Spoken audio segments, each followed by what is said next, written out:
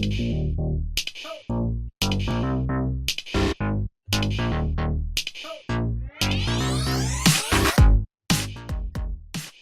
up, MHA owners? Week 8 is in the books, and we're here to talk about it. Eric Lansing, Mikey Renaud, Todd Diamond. Before we get into all the fantasy goodness, let's talk about a little defense. Myles Garrett, 5 sacks in a game. This dude is unreal. He has 112 and a half sacks in 9 seasons. Could he be the best defender of our time? I know this is not fantasy relevant, but I'm just astonished about what this guy's been able to do, even with a bad team. He's 112 sacks. 112 and a half. Get it right. 112. Okay, 112 and a half. So I'm sure that's top. That's still probably not top 10 yet. He's not in the top 20. However, Okay. he's only played 9 seasons. Bruce Smith is the career leader in sacks with 200, and he did it in 19 seasons. Ooh. So he's already well on his way to surpass 200. Now he still has to get there. And however many years, whether it's 7 years or 8 years or 8 seasons, whatever you want to call it, it's pretty incredible stuff. And unfortunately, I just wish he played for a better team or he'd get more hype. And he probably still gets enough hype, but I don't know. I just thought it was pretty impressive what he's been able to do. Mikey, what are your thoughts on Myles Garrett? I don't know. Are we being a prisoner of the moment? Is he better than Aaron Donald or J.J. Watt? Or Von Miller? Well, I mean, for someone, I don't know, prisoner of the moment, five sacks in one game. I mean, he has won the NFL's Defensive Player of the Year, I think twice, All-Pro 4 times already in 9 seasons. He's consistently led the league in pass rush win rate as the youngest player to reach 100 sacks in his career. Most sacks before 30. He's pretty good. It's close, and I think because I agree. I'm not saying he's the best player of all time defensively now. I'm just saying he might be on his way. I think he, I mean, obviously he's got a good argument for sure. I mean, he does. I mean, what J.J. Watt has 3 Defensive Player of the Year awards, and Aaron Donald's a D tackle. J.J. and our DNs. However, I guess it really doesn't matter. I mean, Lawrence Taylor was a linebacker and had a ton of sacks, but that argument's a different story for who's the greatest defensive player of the year, defensive player of all time, and we all know that answer. But Myles Garrett is Ray Lewis has to be involved in there too. Ray Lewis, or and I obviously don't want to mention. We don't want to mention the enemy here, but Derek Thomas. Yeah. He was. He should be in that mix. I mean, yeah, there's a lot of great defenders. Yeah, of course. It's just something that stood out to me. I was like, how do I open this podcast? Let's do it with defensive stuff. And so, I like it. But yeah, it's good. So what's coming up on the podcast? We'll obviously talk about some news, recap the matchups from week 8, and we'll talk about our studs, duds, and we're going to redraft the first round as if we were drafting for the rest of the season. So we'll see how different that looks compared to how things went in that first round. But before we get to all that, of course, we got to get to the news. I don't understand what the news is. It's just like, hey, here's a bunch of you can't fix that happened that was horrible. And it was pretty horrible, that Cam Scattaboo injury. I did not see it. I was being told that it was gross and awful to watch, and so I averted my eyes when it came up on the screen. But unfortunately for the Giants' rookie running back, he dislocated his ankle, and he will miss the rest of the season. He's on the IL. Tough break for Scattaboo and Eaton W's, who was, he was the beneficiary of Cam's great season so far. So unfortunate news there. Tyrone Tracy, he's on your team, right, Todd? Yes, he is. Well, we'll see if he gets in your lineup. You might need him because we'll just continue on with the news here. As Quinshawn Judkins sprained his AC joint against New England this past weekend, and he is said to be day to day. How about more Butterfingers news? Puka Nacua is expected to return to practice this week, and they say he's going to play against the Saints. So good news for Todd. Some bad news for Todd. Terry McLaurin aggravated his quad injury and his status is up in the air. After he So, scores a touchdown, I'm like, oh, this is great, finally, all right. and then Mikey texts like, uh-oh. I'm like, oh, come on, man, come on. I see can't the stay touchdown. I'm healthy. like, No one on that team, the no one, Washington team, can stay no one, healthy. except for Yeesh. Zach Ertz. That's about it. Well, I don't know. He didn't look great. He was dropping passes and was slow to get up. He didn't look good either, honestly, Yeah. this past week. What about the pasture? There you go. Get the shotgun ready. Hot Tamale starting quarterback Joe Flacco is dealing with a shoulder injury and is listed as day to day. Chad Powers fan club first round pick Saquon Barkley, who had his best game by far this season against the Giants, would pull his groin and he would leave the game early. It is not deemed to be serious. Doesn't matter, at least for this week. Eagles are on a bye. Ravens head coach Jim Harbaugh says he expects Lamar Jackson to play on Thursday night. And in fact, I wrote that sentence last night, and I saw today he was back at practice. So good sign there for G. Tyler Lockett, ladies and gentlemen, recently signed with the Las Vegas Raiders. He's back with Geno Smith, so maybe some chemistry there. Should we be excited, Miguel? No. Good call. I agree with you on that one. Also, not a good call. Isaiah Pacheco considered week to week after spraining his MCL on Monday night in a moment where the game was out of hand and he didn't need to be in there. Oh, those silly Chiefs. So we'll see how his status is going forward. Looked like he hyperextended his knee pretty bad. We'll see how that goes. And then Saints will go with Tyler Shook as the rookie. Will start his first NFL game this week against the Rams. That's a tough break for that rookie QB, but Spencer Rattler not getting it done. Anything else I missed, gentlemen? Was that it for the injuries? Anything on your teams you want to talk about? No, I thought Flacco was injured with old man arm. That's what I read. Old man arm. Does that what age do you have to be to get old man arm? Is that 40s, late 30s?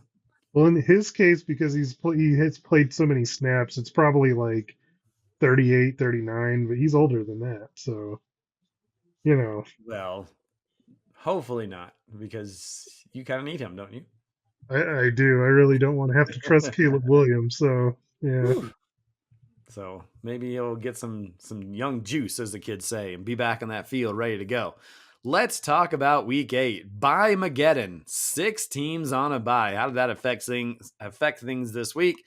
We'll start with the 3-4 Lemonheads versus the 4-3 Gonzo Cats in this matchup. We spoke about the byes. Lemonheads no Trey McBride or Jared Goff. And Gonzo Cats, they didn't have Brian Thomas or Jahmyr Gibbs.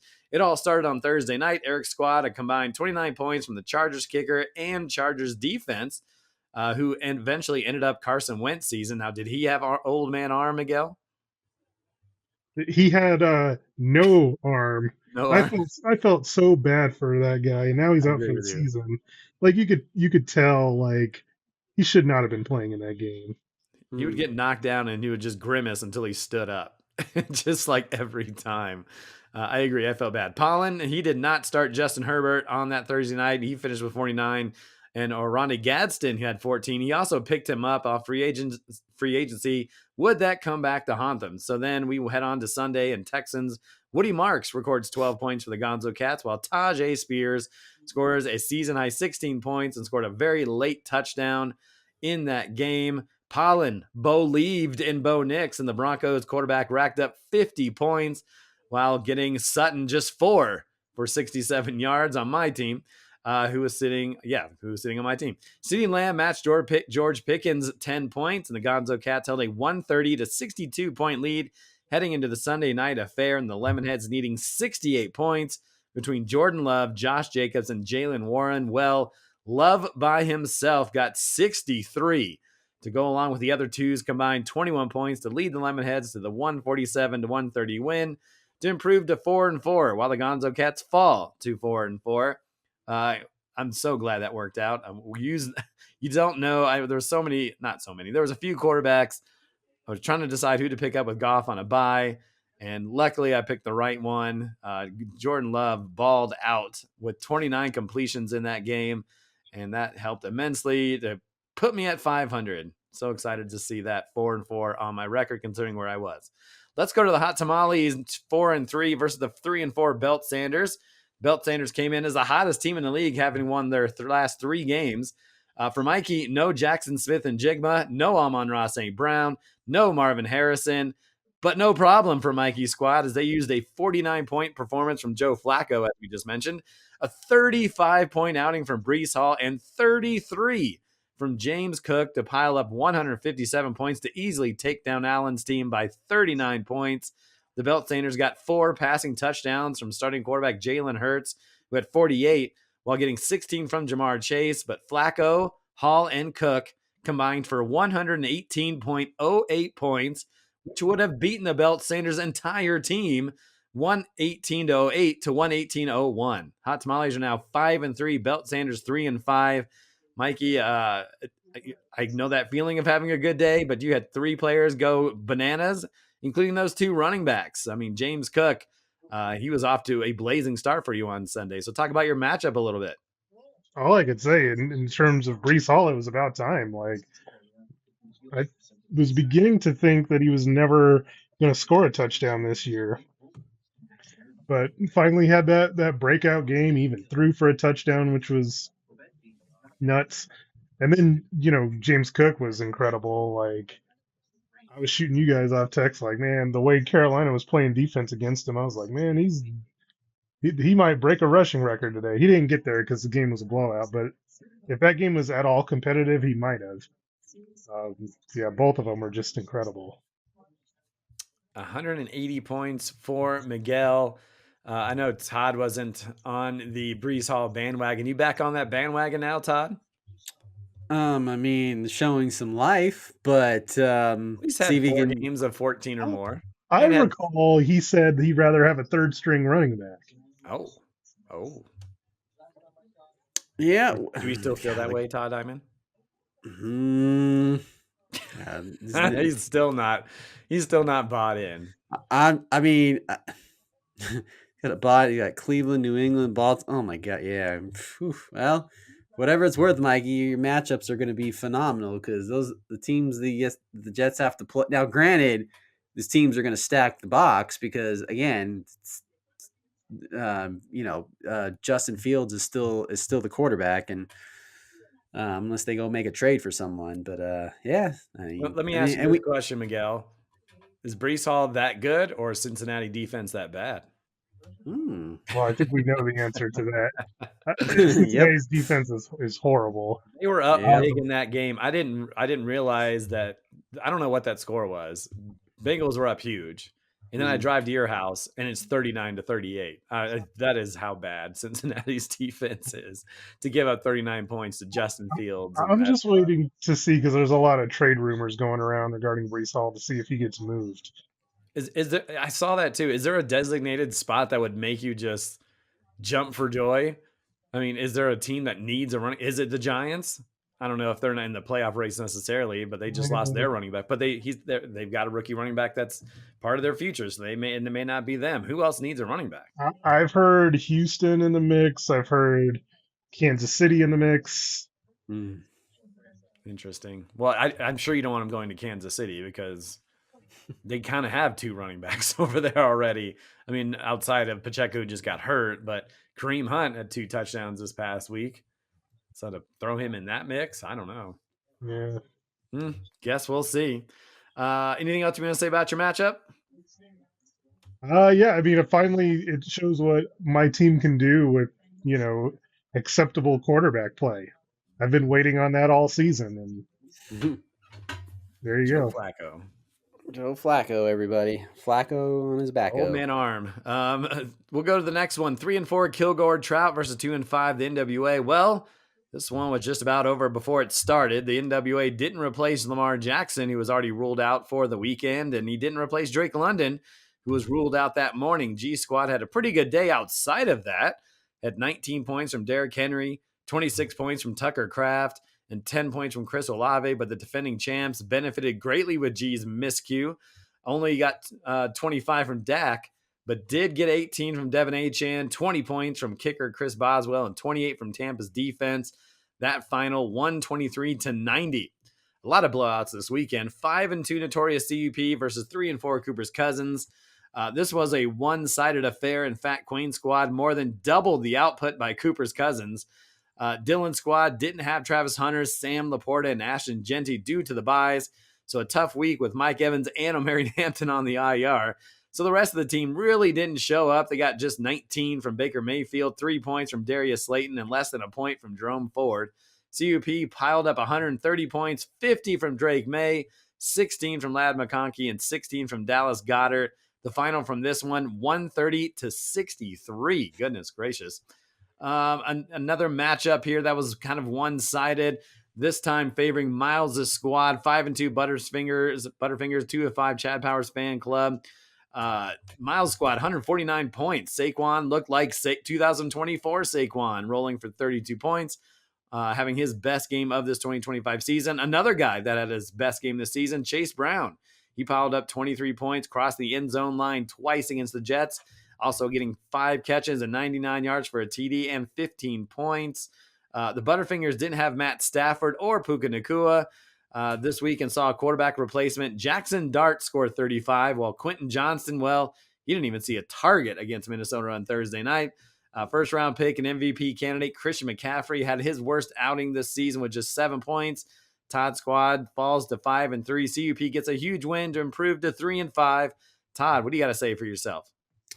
Well, not a whole lot to say. Yeah, Christian McCaffrey decided to have his worst game of the season. But yeah, I guess it was a telltale sign. Get a goose egg from Quentin Johnston right off the bat, not great, and then Jake Ferguson. I mean, I knew the Broncos. Obviously, the Broncos defense is phenomenal, but geez, not even to get one, like not even a single point, but wouldn't have mattered anyway. Judkins, he got hurt, and yeah, just a real bad week for my team. And we talked about it. RJ Harvey finally has probably his breakout game of the season, and scores 23 points. But again, the way Judkins was playing and the way the pecking order, between Harvey and J.K. Dobbins, obviously you weren't going to play Harvey over Judkins because Judkins is the number one back in that offense. But, just doesn't have a good game and then ends up hurting himself. I mean, Browns are on a bye, so hopefully they'll give him maybe time to rest up and hopefully maybe be ready to come back. But no, just a bad overall game. I mean, it just really does show how good Stafford's been this year and everything. So just a bad week. Just chalk it up for a bad week and kind of have to go a little bit back to the drawing board a little bit and figure out. I mean, McLaurin got to figure out that situation. But other than that, yeah, it was a bad week, fellas. Just a bad week. Bad week. Week. They must have. Mikey, were you going to say something? No. Okay. I had 149 points. I see here 150. They must have gave him an extra point at some point because I typed this up yesterday and I see 150 here. Also, one of my sentences didn't make sense. Jalen Waddle was the guy getting 5 catches for 99 yards and a TD and 15 points. Number 1 team in the league, Lion Rip at 5-2, taking on 3-4 Eaton W's. It wouldn't be an MHA podcast. We didn't mention the awesomeness of Jonathan Taylor, who once again hit 30 points and did so for the 4th time this season. This week, Lion Rip's MVP candidate racked up 36 against the Titans.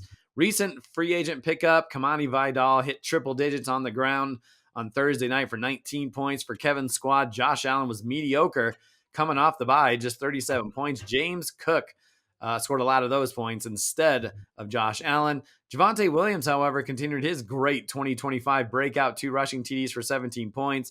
Eaton W held a 131-109 lead heading into Monday night. Kevin was done, but Aaron still had Patrick Mahomes and Travis Kelce, and well, those two did some heavy lifting. 53 points for the Chiefs QB, 16 points from Kelce, and once again, Lion Rip led the week in scoring by a very small margin, but did lead the week in scoring, 180 points in the 49-point victory. And I think that was the last one. So there you go. Week 8 in the books. Doe of the week, well, a lot of blowouts, so not an easy one to pick, but we're going to pick NWA because he did not replace his quarterback or Drake London. Maybe he was busy Hopefully there's nothing serious going on over there, but sorry, G. No. All right. You know what that means. It's time for the studs. The cream of the crop. Nobody does it better. Mikey, who is cream of the crop in week 8? Well, so for my first one, I'm gonna go with Brees Hall. Pretty good. I had choices, but yeah, I mean, for him to finally kind of break out, get the 3 touchdowns, the 1 passing touchdown, which was great. Yeah, it's been something I've been waiting for pretty much all year. Finally happened, so he was my first stud. Still did not score as many points as Jonathan Taylor. Not that I'm saying it. No, I think it's just Brees Hall. That was Correct, big but- for you. That was big But for you. I didn't want to be the one to mention Jonathan Taylor. And I so didn't say that to be like, you should have picked Jonathan Taylor. I was No. just saying Brees Hall was so good, he still wasn't as good as Jonathan I Taylor. That's intentionally how didn't do amazing. it because I didn't want to be the one to do it. Well, he wins it just about every week. But I agree with you. Brees Hall should be in that mix. That is a big-time performance. Todd said he was dead in the water, showing that he's not. He's still got some pep in his step. Todd, give me a stud from last week. I'll go with another player on Mikey's team, which I don't want to, but man, James Cook. Damn it, James. Todd, you're supposed to go with Jonathan Taylor. No. James Cook, man, he was good. Just keeps amazing. It keeps going at it every single week. I mean, he's only had 2 bad weeks. That was it. And one was against New England. But other than that, he's probably the second best player next to Josh Allen on that team. So good on you, Mikey, for sticking with James Cook, because that dude just keeps scoring touchdowns. I don't know that that's a hot take or debatable.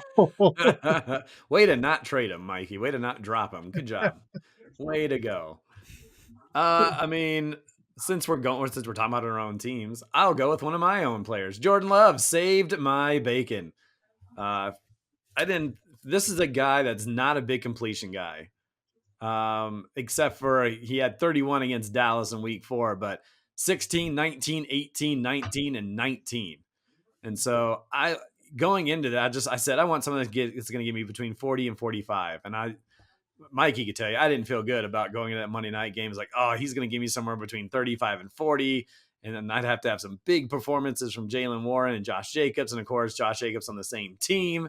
So he's going to steal some of those touchdowns. But Jordan Love picked it up against Pittsburgh, they've given up a lot of points to quarterbacks this season. 63 points from Jordan Love, 360 yards passing. He also had those 3 touchdowns. He had a 2-point conversion and put me at 500. So I feel like most of the time those pickups do not work out. Well, gosh darn it, it worked out for me this week. Way to go, Jordan Love. Way to go. Todd, no, where we at? Mikey, give me another stud. All right, so since Todd didn't do it, sorry, Aaron, I tried. I am going to go with Jonathan Taylor. Well deserved. This is now his 4th game of 30 plus points in 8 games, which is just crazy. I mean, he is on a record. Barkley numbers from last year.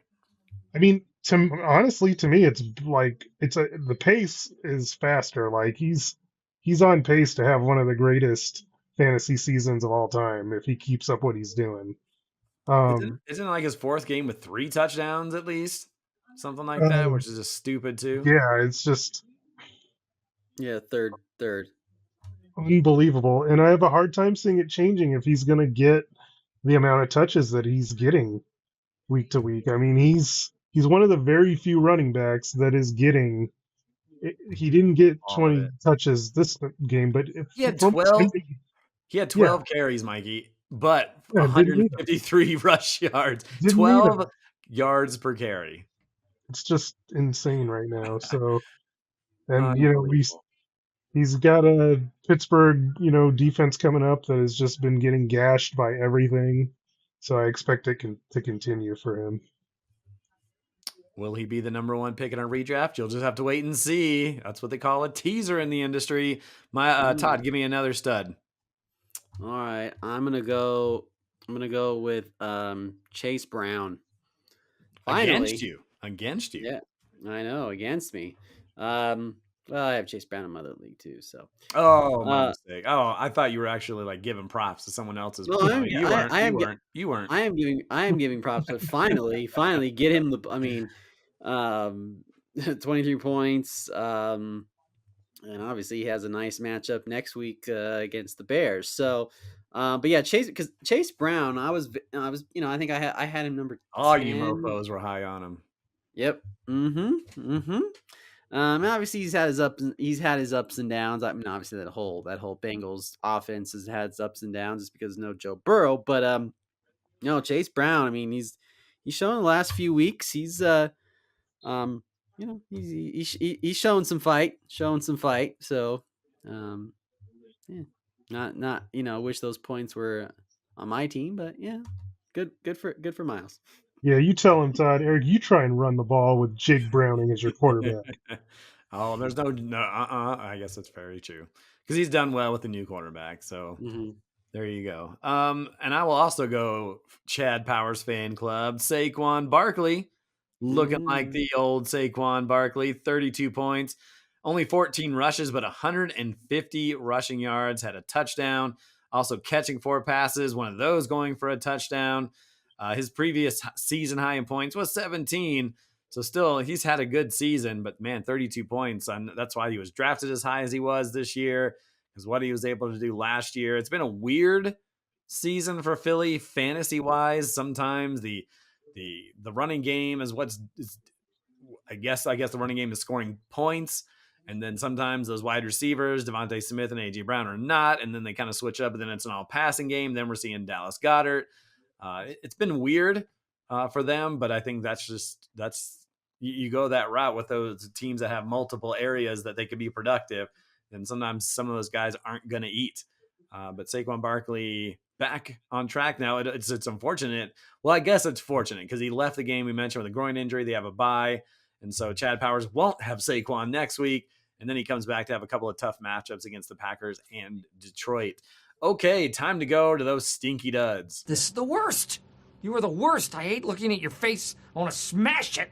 Todd, we'll start with you this time.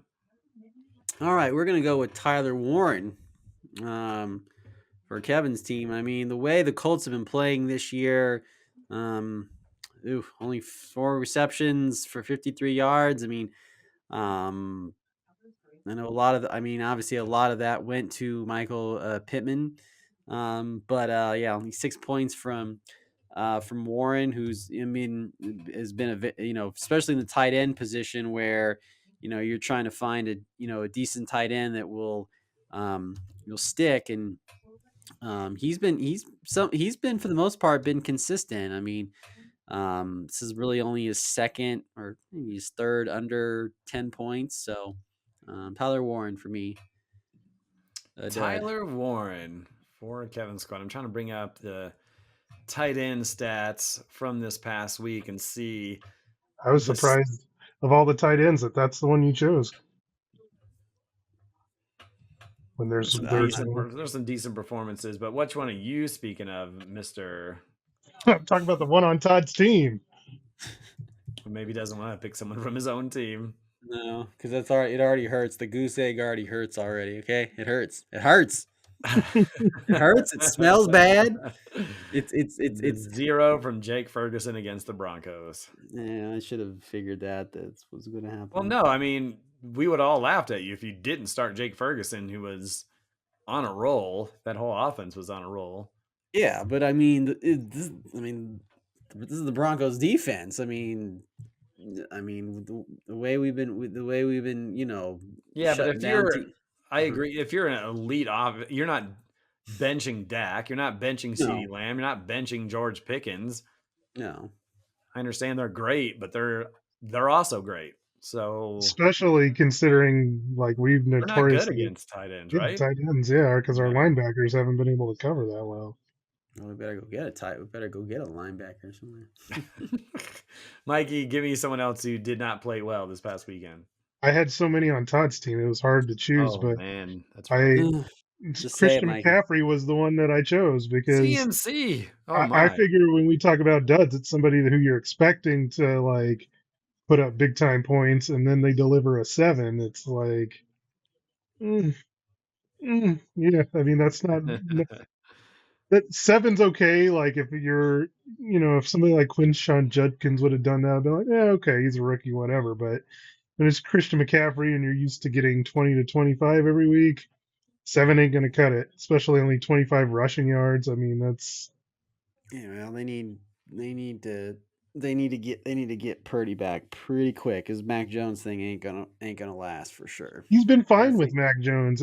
I just think that game just kind of it was very strange. Like the 49ers, I think it was almost halftime, and they said like Houston had like time of possession of like 18 minutes, and the 49ers had like 3 minutes. It was very like one-sided, like in Hmm. that direction where they were just holding on to the ball. 49ers had a couple 3-and-outs and basically just never had a chance to do anything with it. Hmm. Yeah, just 10 rushing attempts total for the 49ers in that game. And so it just goes to show that, and then they were behind, so they had to throw probably a little bit more than they wanted to. But even then, McCaffrey's pretty good catching the ball in the backfield in just 3 catches. Yeah. Yeah, I agreed. Probably just a weird day on the road against Texans, whose defense isn't the worst in the league. One of my duds is actually kind of the Tampa's offense. Like Saints on the schedule, you'd figure there'd be points to be had, but there really wasn't. I mean, Agbuka only had 4, Baker Mayfield had 19, Rashad White 6 points.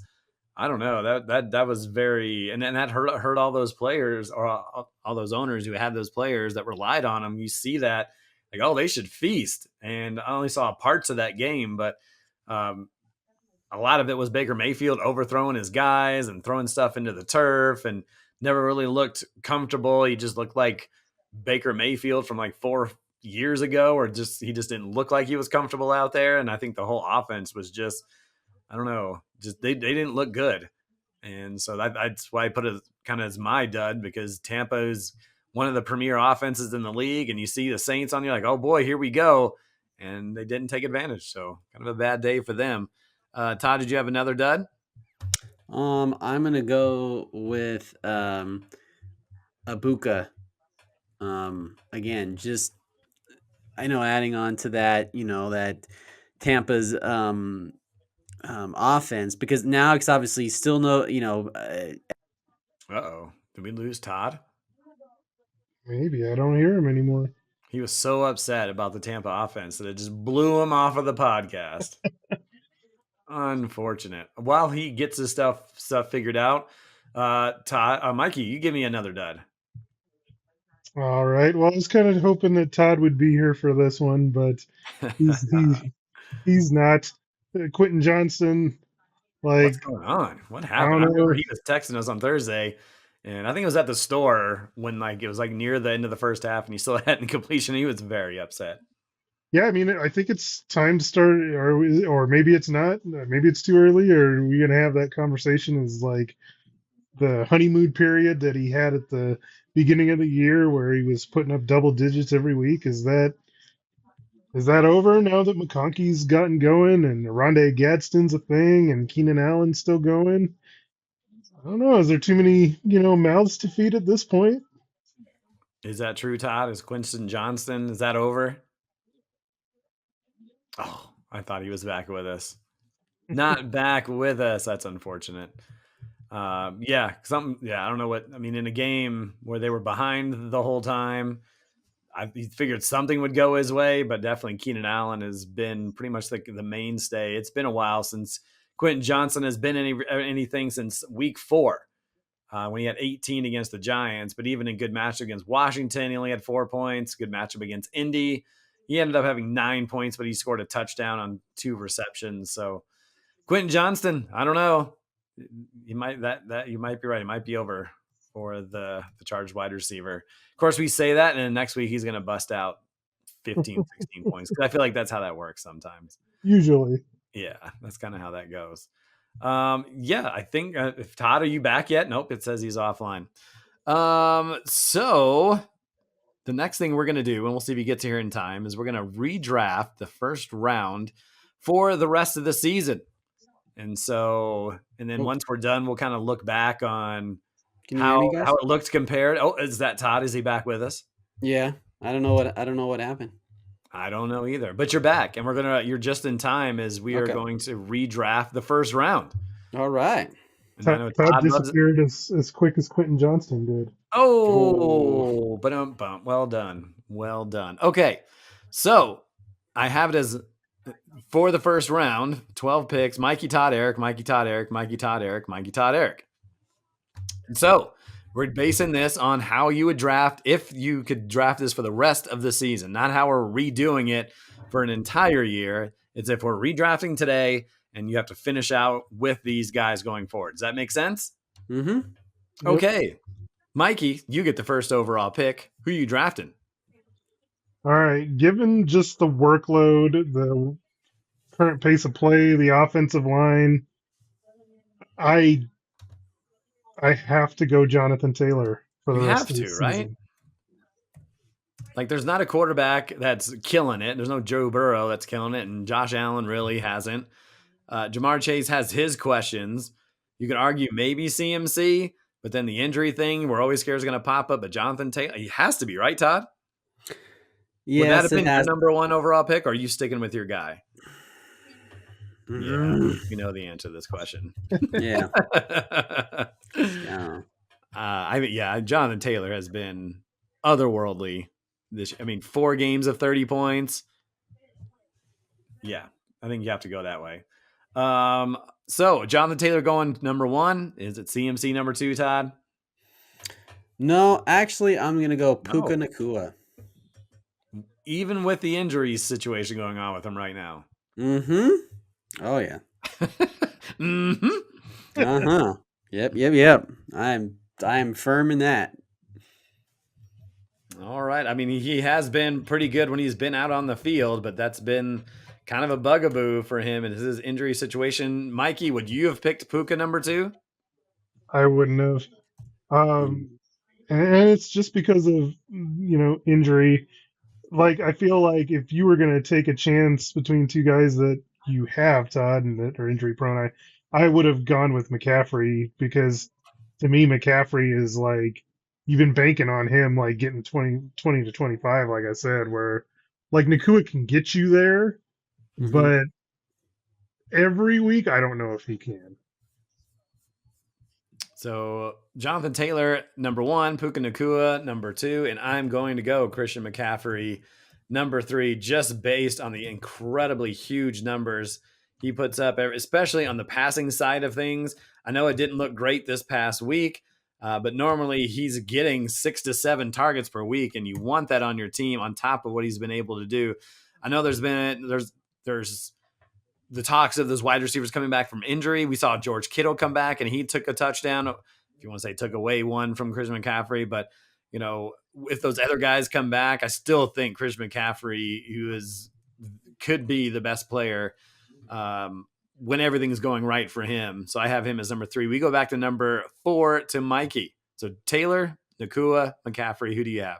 So the other reason why I would not have gone Puka there is because I wouldn't have gone Puka as the number 1 wide receiver. I would have went with the guy that was drafted number 1 overall this year, which is Jamar Chase. Because even though he struggled, 3 out of the first 4 weeks, the guy has just been absolutely on fire the last 4 weeks. Ever since Joe Flacco took over, he has looked like himself. He's looked like the record-breaking Jamar Chase of last year. And so, yeah, I'm going to draft him number 4. I think the thing that also stands out with Jamar Chase is that T. Higgins is not really in the mix. Yes, T. Higgins had a touchdown this past week, but it's really been him. I mean, look at these last 4 weeks target numbers: 19, 23, 12, and 10. So it's been him and really no one else. 42 in the last 2 weeks. I mean, are you kidding me? Oh my goodness gracious. His numbers are bonkers. I mean, it was a slow start, but they got rid of Browning and Joe Flacco has come in and he's going to be the QB the rest of the season, and Jamar Chase back in that mix. All right, Todd, back to you. Jamar Chase at number 4. Who's going to be at number 5? James Cook. All right. what he's been doing. I mean, since literally from the start. Again, only 2 really bad weeks, you could say, but yeah. Other than that, I mean, the way that Buffalo's offense is, I mean, all right, 7 touchdowns already. Yeah, I'll take that. Thank you.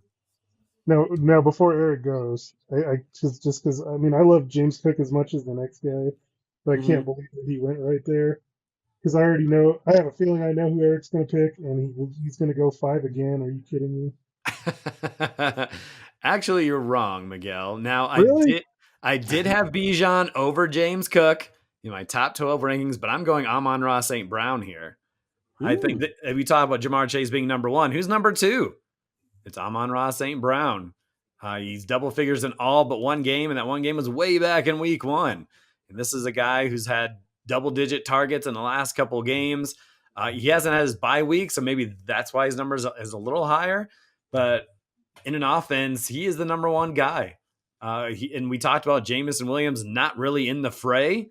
And so it's really been him and some Sam Laporta, and Gibbs is getting, I think, a little more run on the receiving side of things. So I went with Amon Ra over St. Brown. I think the reason I did that over Bijan is because I'm not sure. We talked about it, Miguel. I'm not sure. You're not sure what you're getting from the Falcons on a weekly basis.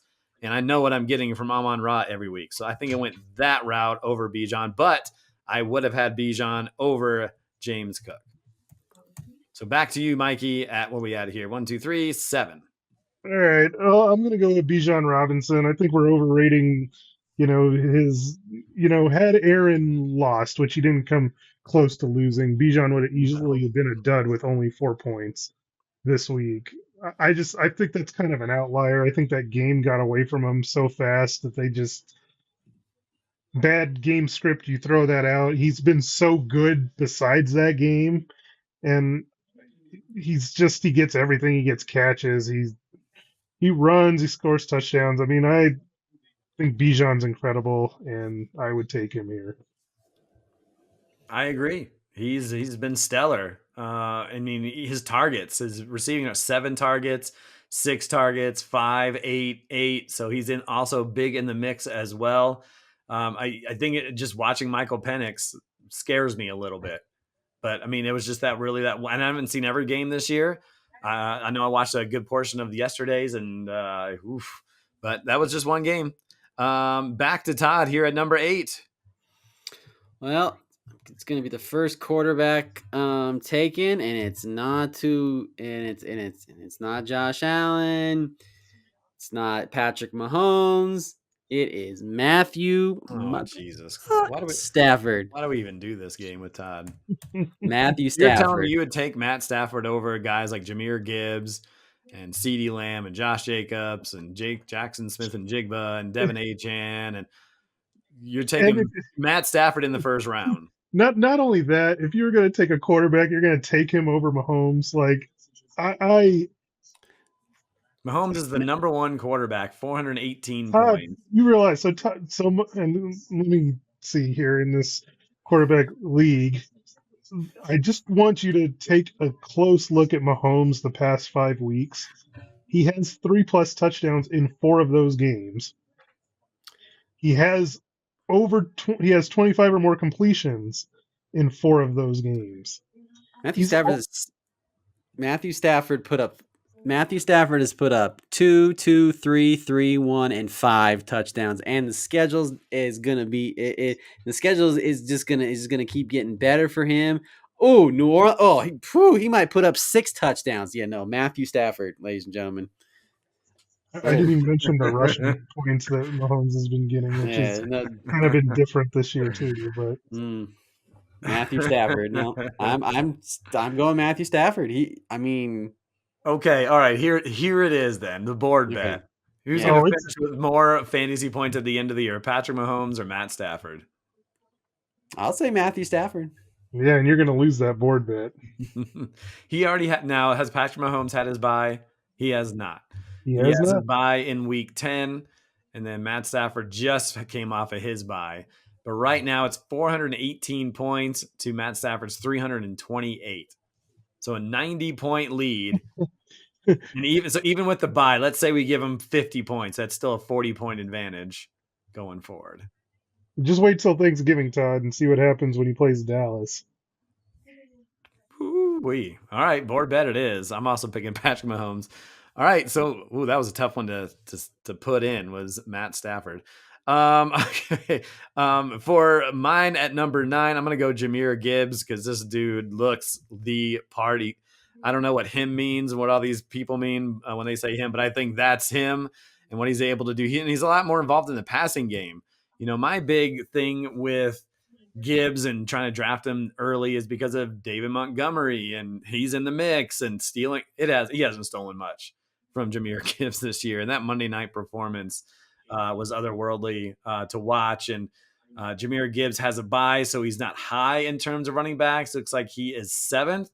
But I mean, he's got a 32-point game, a 25-point game, just 1 week under 10 in that amazing offense. He has been stellar. All right, back to you, Miguel, at number 10.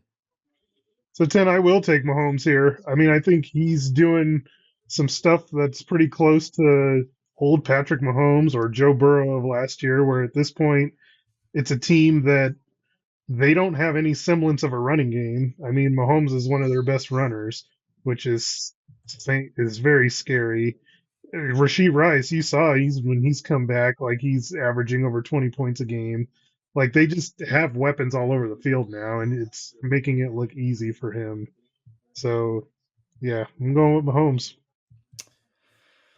I'm trying to find, of course, Yahoo Sports change. I hate when they change stuff. I'm trying to figure out his stats here because I mean, I felt like I saw something where his like stats were starting, or his running stats were starting to kind of falter off, and all of a sudden this year it's kind of come back, and I don't know if that's based on the lack of running game they have, or if it's what they're trying to do offensively. I eventually get to his page here. And so now I got to go find his rushing stats.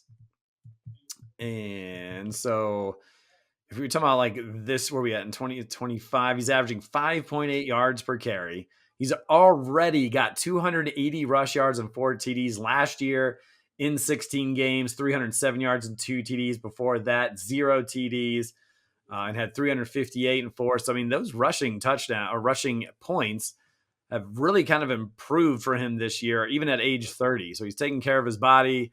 And the thing that stands out is he's utilizing Travis Kelce a little more this year. And so I think that's been beneficial for him as well. So Patrick Mahomes at number 10. Todd, you're at number 11. What other player from your team are you going to throw on here? I'm going to go, no one else from my team. Devon Achane. Obviously as bad as Miami, it's kind of been the last few. He's been consistent for the Dolphins, and at least he's had double digits all the way up into this point. Really, and everything like that. So I go Devon Achane. Mr. Achane, 3rd in our league in scoring. He's got 37 receptions for 4 receiving touchdowns. He's also got 3 rushing touchdowns. I think, the big thing with him is his team is just not good, but they utilize him to the fullest, and he puts out those points. And so you got to respect his game for sure. And I'm going to go with CeeDee Lamb as my number 12. I know he's been injured, so his stats don't stack up, but if I'm moving forward in that offense, I would prefer him obviously over George Pickens. And so, coming off the injury, I think that slowed him down a little bit. But he's a guy he's a game breaker. He's a game changer, I should say. And so I would have him at number 12. So there you go. Redrafting of the first round: Jonathan Taylor, number 1, Puka Nacua, number 2, Christian McCaffrey at number 3, Jamar Chase at number 4, James Cook at number 5. At number 6, Amon-Ra St. Brown, Bijan Robinson, number 7, Matt Stafford at 8, Jahmyr Gibbs at 9, Patrick Mahomes at 10, Devon Achane over at number 11, and number 12, CeeDee Lamb. We'll go back to this in just a moment as we come down to the later stages of the show. Bye weeks, 4 teams on byes: Cleveland, New York Jets, Philadelphia, and Tampa. So no Breece Hall, sorry, Miguel, no Saquon Barkley, no Devontae Smith, no Baker Mayfield, and no Emeka Ibuka. And next week's schedule, Number 1, Line Rip, 6-2, taking on 3-5 Belt Sanders. Number 2, Notorious CUP. They're at 6-2 and battling the defending champs, Kilgore Chop, 4-4. Third place in the RMAC standings, Hot Tamales are taking their 5-3 record up against 2-6 NWA. Number 4, Butterfingers at 5-3. They'll face off against 3-5 Eaton W's. Number 5, Lemonheads are at 500 and 4-4 and go toe-to-toe with 3-5 Cooper's Cousins. And number 6, Gonzo Cats are even Steven at 4-4 and will look to go over 500 against 3-5 Chad Powers Fan Club. So as we get out of here, anything, Mikey or Todd, you want to say about that first round that we just had? So we're doing the RMAC standings? Oh, sorry. Sorry, the MHA standings. Obviously, we're near the playoffs for our soccer and volleyball teams. So it's definitely at the forefront of my mind. Yeah, the MHA standings, or MHA first round here. So any last thoughts before we get out of here on that draft? I still stand by my Stafford pick. Oh, my so goodness, Todd. And I say that is the most absurd thing of that draft. Absurd, he says. Absurd. I was definitely surprised to hear him say. Surprised that it shouldn't be on this list, but not surprised Todd said it, because Todd is. I mean, look, I get it, Todd. He has been great. Mm-hmm. I don't know if he's better than Patrick Mahomes or even the other 11 guys on this list, but I get it. I understand. You like your guys. Puka Nacua at number 2. That might have been a little high too. I'm not totally against it because he had some monster games before he got hurt, but that's why I didn't have him at number 2. I had him more. I guess what did I have him? I deleted all these off. I think I had him at like 8 or 9 or something like that, because he's still amazing. But going forward, like, how much is that going to be a problem? And you don't want to mess up your first round pick in a draft. But that's me. Okay. Well, there you have it, folks. Week 8 in the books. Week 9, a little less bye weeks. But we're getting so ever closer to the end of the season and the playoffs. Gentlemen, thanks for coming on Tuesday night. Yeah. Woo! Let's go. Week 9 coming up here.